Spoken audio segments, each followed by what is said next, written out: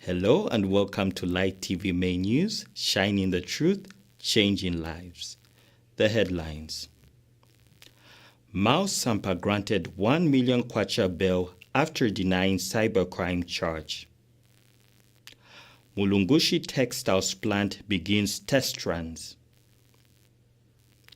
Government to cover funeral costs for Chief Chitimukulu's wife. 6-year-old Leah in Chainda appeals for disability support. And 7 under-20 players join senior women's team ahead of World Cup. With the news in detail, my name is Joel Chisompola. Material lawmaker Miles Sampa was this afternoon returned to detention after pleading not guilty to allegations of sharing false information about a fake polling station in the recent Chawama by-election. The former Lusaka mayor faces a charge under the 2025 Cyber Crimes Act for using a computer to commit an offense. After denying the charge, his lawyer successfully applied for bail. Magistrate Webster Milumbe granted bail in the sum of 1 million kwacha with 2 working sureties. The amount is in Mr. Sampa's own recognizance, meaning no cash is required unless bail conditions are broken. The trial is scheduled to begin next month.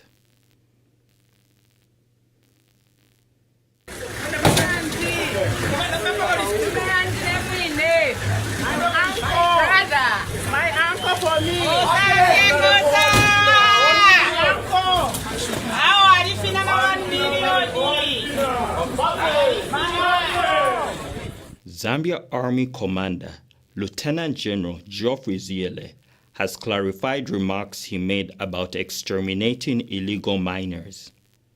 Speaking in Ndola during a visit to Copperbelt Minister Elisha Matambo, Lieutenant General Ziyele said his comments were taken out of context.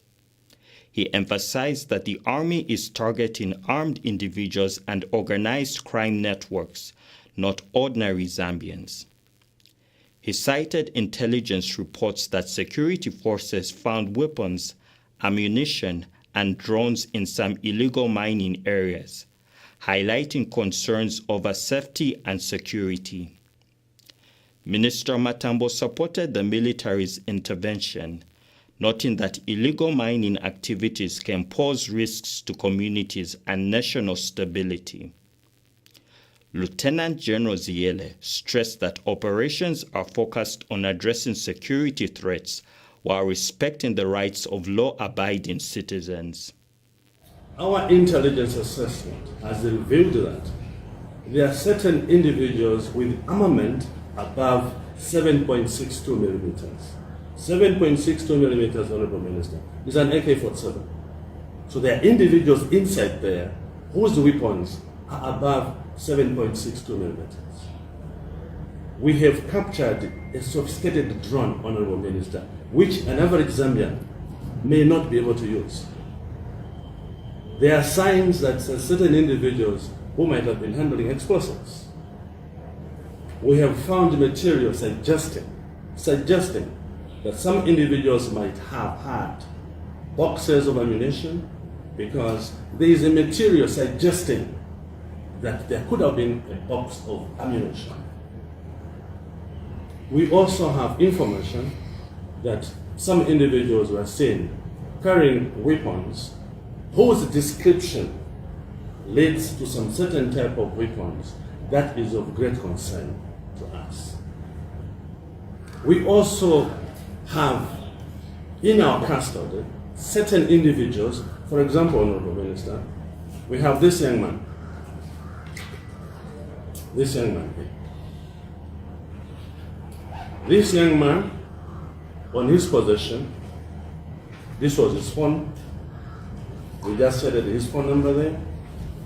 This young man, Honorable Minister, has this letter from the Minister of Home Affairs.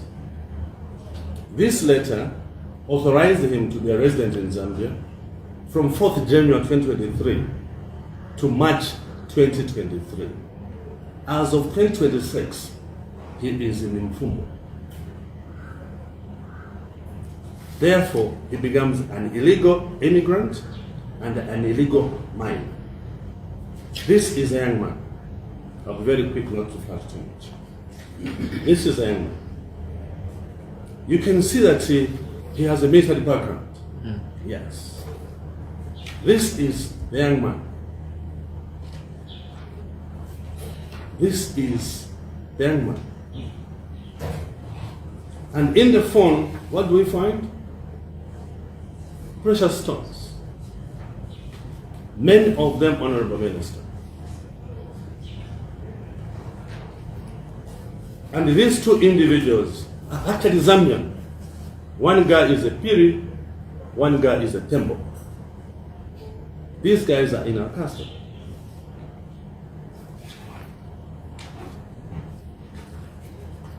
These were found from the phone of Mr. Tembo. So, this is a revelation that our target are not just ordinary Zambians. We have sophisticated individuals. And that is why, under the direction of the Commander-in-Chief, we have as a lead element the Special Forces. There is a reason for us to commit Special Forces. There is a reason. Ordinarily, I would have asked the brigade commander to get some of his troops with Zambia Air Force. In a show of support, President Hakainde Hichilema has announced that the government will cover funeral expenses for Bernadette Mwamba, the late wife of Paramount Chief Chiti Mukulu, who died in a road accident on Tuesday, 21st January 2026. A government delegation led by UPND alliance partner Felix Mutati delivered a condolence message to the traditional leader at his palace, assuring the family of financial assistance during the funeral period. The team included cabinet ministers Elvis Nkandu, Elias Mubanga, Collins Nzobu, Paul Kabuswe, and Presidential Special Assistant for Politics Levin Goma. Mr. Mutati said the president and government share in the family's grief and remain supportive during this difficult time. Paramount Chief Chiti Mukulu thanked the government, describing the loss of his wife as deeply painful, coming soon after the passing of his two sons. Zambia and Switzerland have officially inaugurated a bilateral climate agreement to reduce climate greenhouse emissions under Article 6.2 of the Paris Agreement. Minister of Green Economy and Environment, Honorable Mike Mposha, says the agreement will support high-quality mitigation projects, create jobs, and strengthen community resilience. Darja Epeli, Chief Operating Officer of Switzerland's CLIC Foundation, adds that the foundation will make projects financially viable, supporting Zambia's transition to a low-carbon future.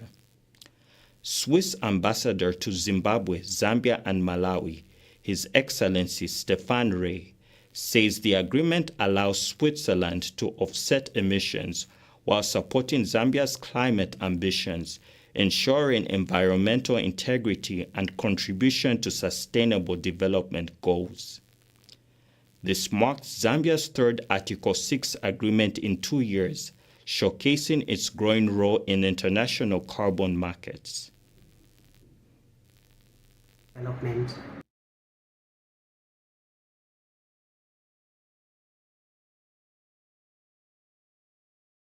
Zambia-China. While upholding transparency, fairness, and environmental integrity. Through this agreement, Switzerland seeks both to meet its own climate objectives and to support Zambia's climate leadership and national priorities. At COP30, Switzerland and Zambia, together with 8 other countries, also launched the Article 6 Ambition Alliance, underscoring our shared determination to close the gap between current climate pledges and the 1.5-degree objective of the Paris Agreement.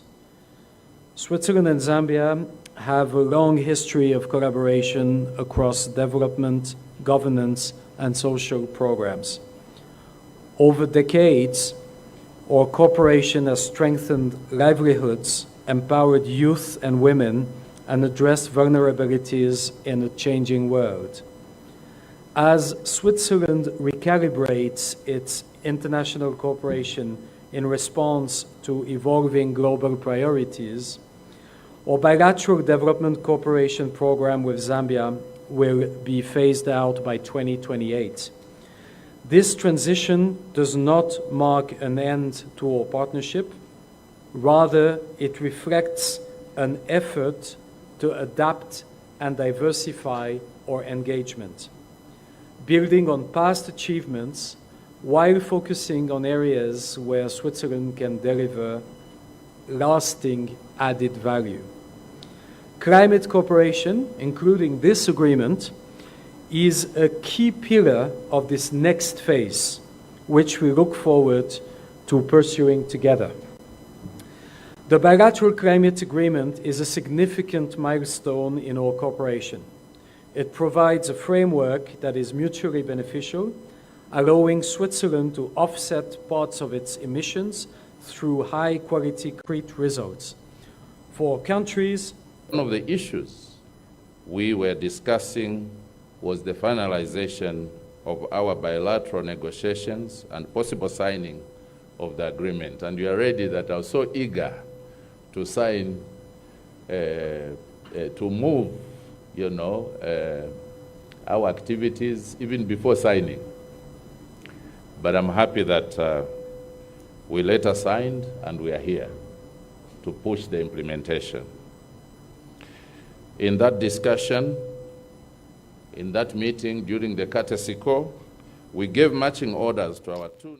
Zambia-China Mulungushi Textiles has begun test runs at its Kabwe plant, marking a key step in reviving the country's textile industry ahead of its official commissioning by President Hakainde Hichilema later this year. The move follows a $140 million United States investment plant rehabilitation, installation of modern machinery, and the cotton outgrower scheme to strengthen the textile value chain, says Ministry of Commerce spokesperson Everness Nankala.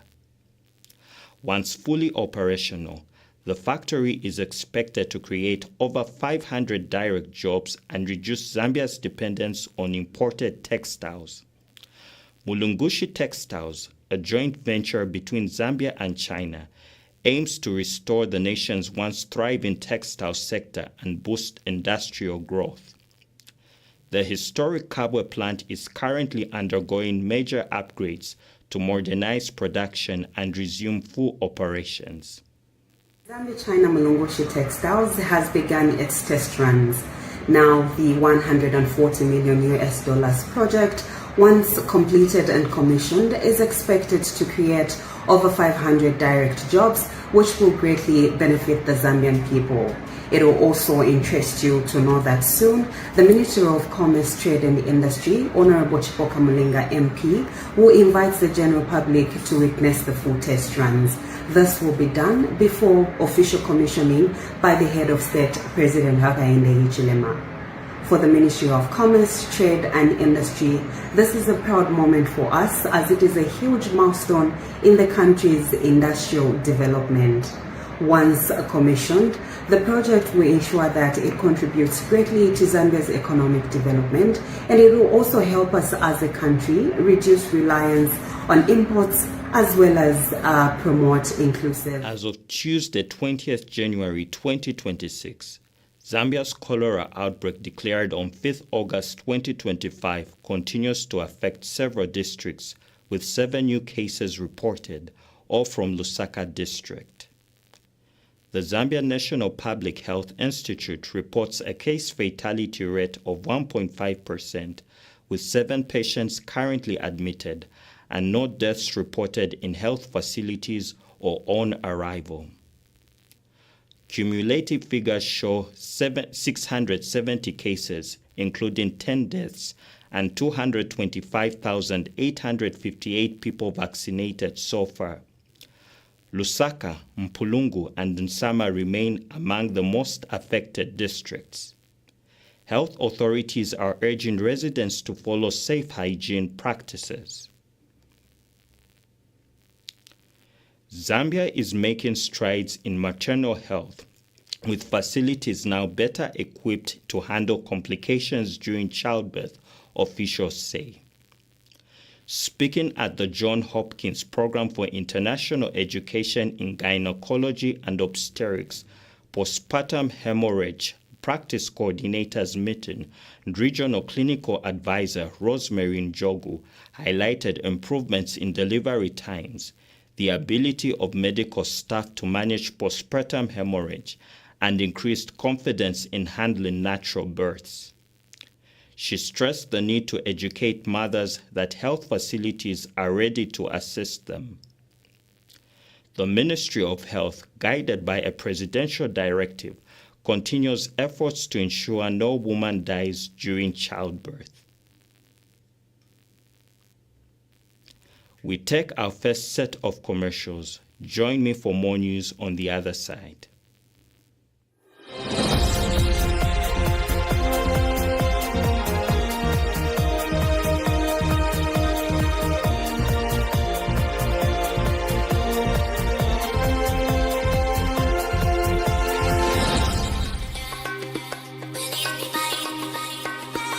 Are you a small business and want to grow? On Light TV, you too can sell.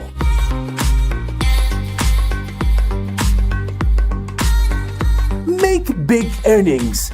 Tap into the market.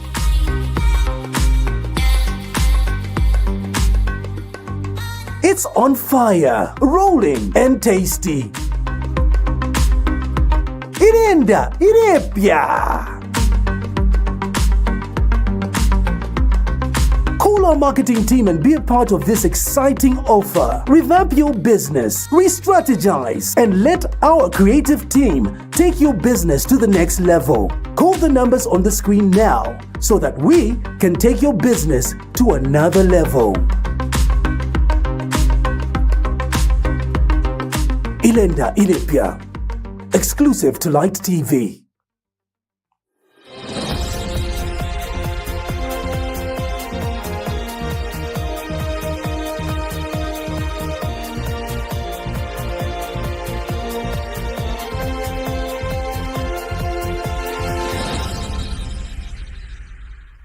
Welcome back. Thank you for staying tuned. We continue with the rest of the news.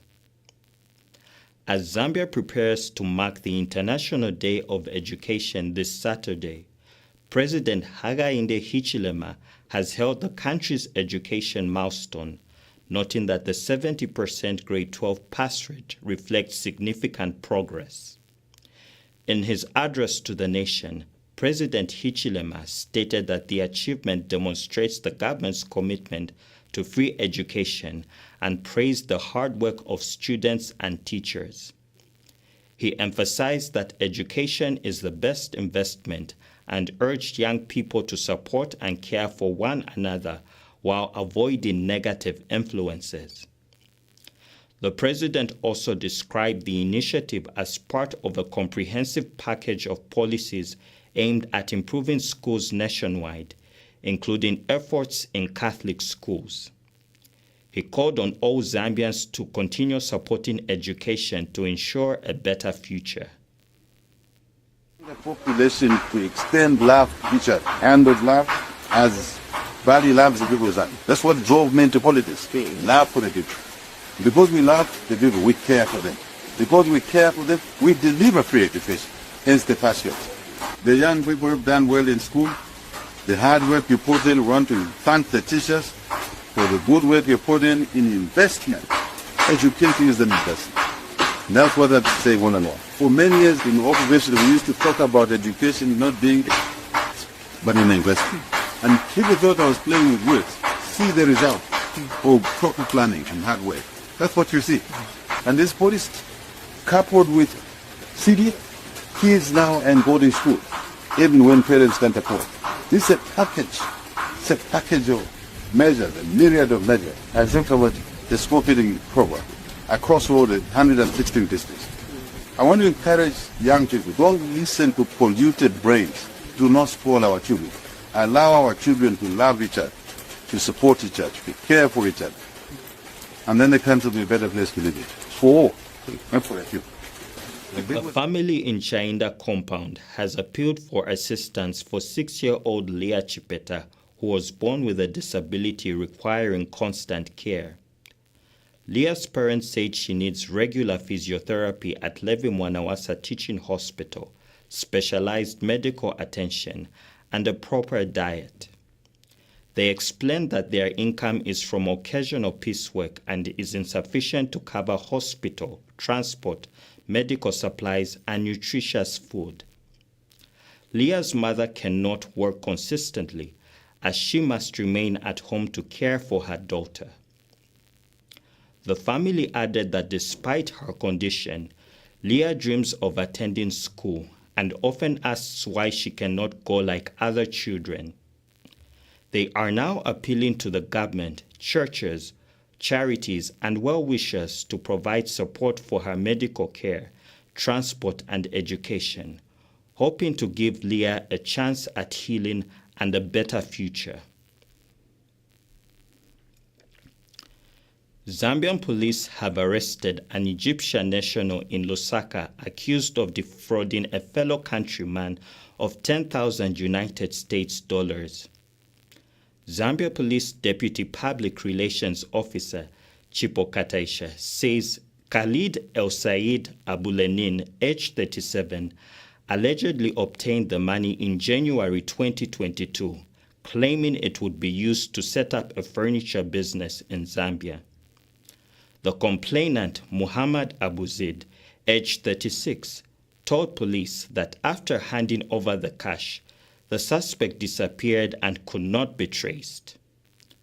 The case resurfaced on 21st January 2026 when the complainant spotted Mr. Abulenin at East Park Mall in Lusaka and alerted officers who arrested him at the scene.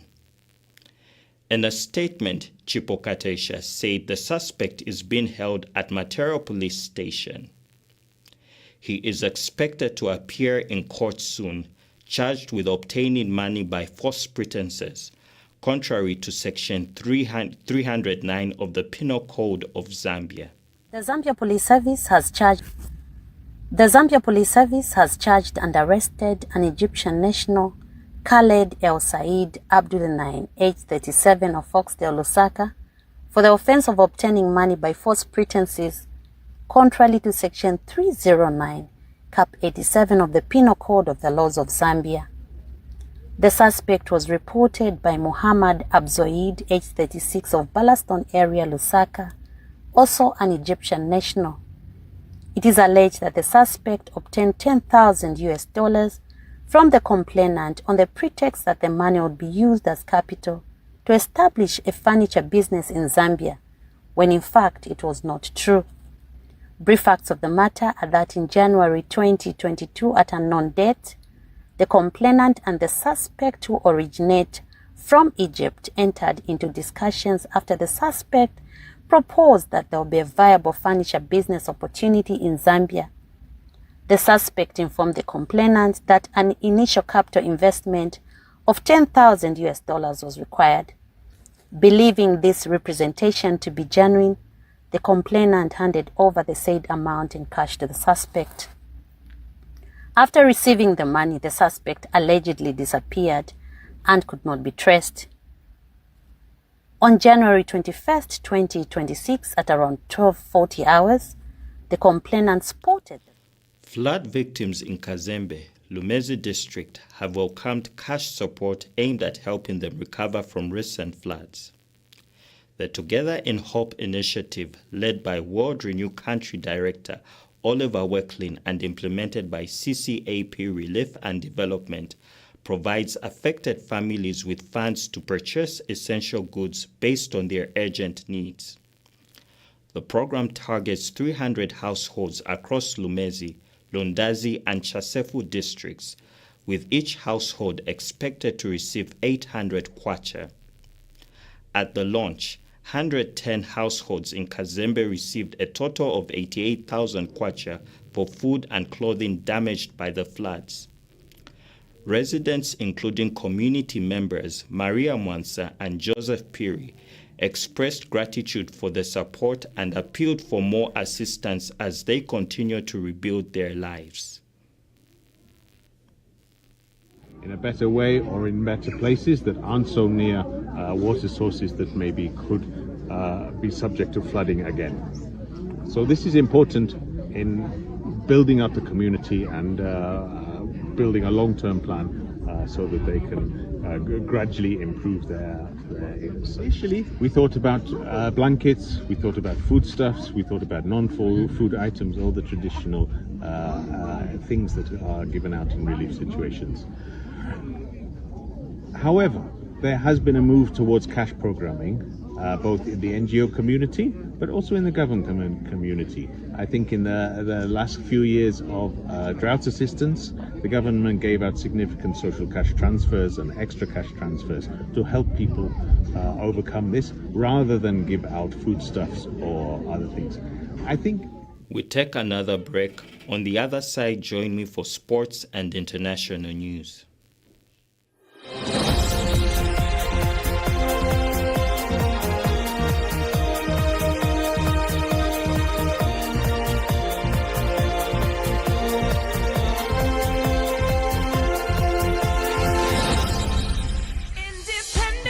Did you know that you've got the right to complain against any radio or television broadcast? Did you also know that every radio or television station has an obligation to respond and address your complaints when aggrieved? The first step is to complain to the station not more than 3 months after the broadcast took place. It is expected that the station will respond reasonably to you, that is within 14 days. If not satisfied, then escalate your problem to the Independent Broadcasting Authority. We're at Mass Media Complex, Ali King Carter Road, PO Box 32475, Lusaka, or call us on +260 211 250589, or visit our website at www.iba.org.zm. IBA, promoting ethical and professional broadcasting. As far as relationship is concerned, you are saying the two of us are responsible. People can be married, but topic yandalama nyankunkala quiet. Nizi men talk. Notisho kwamba kutenga chintu sonde ichi chifunika umu ichi ai. Why should a man be involved in the home budgeting? Welcome once again. I am your host, Pishon Musampwa.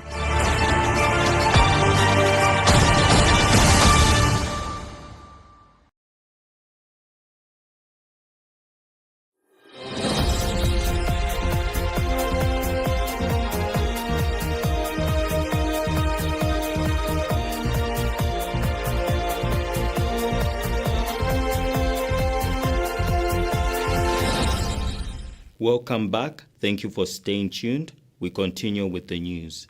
In sports news, National Women's coach Nora Hopley says preparations are underway as the team holds a local pre-camp with 48 players, including 9 currently abroad and 2 recovering from ACL injuries, Ojumba and Frida.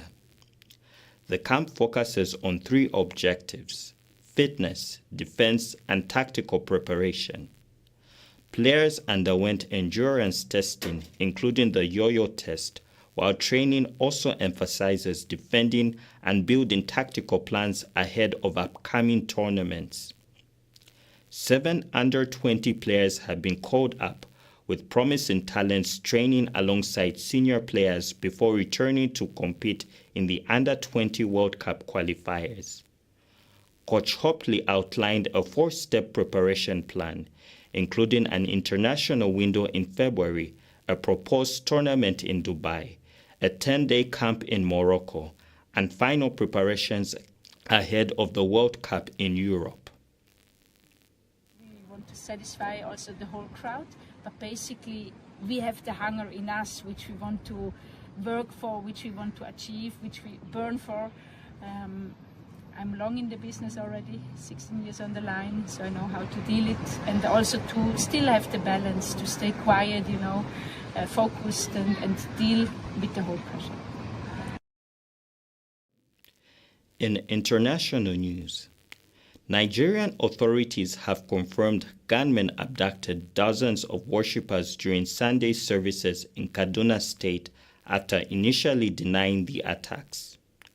Reports indicate that up to 177 people were taken from 3 churches in the Karim Wali community, with about 11 managing to escape. The police initially dismissed the claims as false, but later acknowledged the abductions and launched tactical operations to rescue the hostages. In related actions, Nigerian troops have freed 62 hostages and killed 2 militants in the northwest, highlighting ongoing efforts against armed gangs in the region. Rights groups including Amnesty International Nigeria have condemned the abductions and the earlier denials, calling for stronger security measures to protect civilians in vulnerable communities. That note brings us to the end of the main news, but before we go, a recap of the headlines. Miles Sampa granted 1 million kwacha bail after denying cybercrime charge.